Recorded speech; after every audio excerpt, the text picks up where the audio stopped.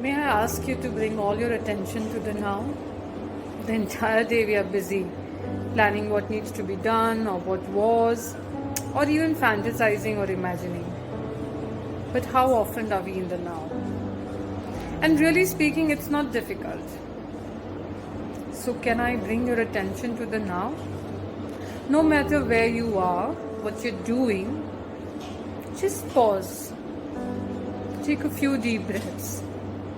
Close your eyes and bring all your attention to this very moment.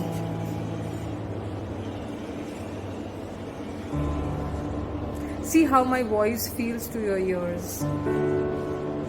See how your hands feel when they touch the device or the mobile through which you are listening to me.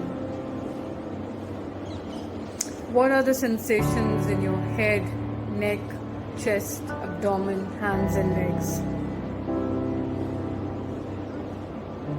This is your now. Be here. Be here. Be here. All our anxieties come from the future, what could be.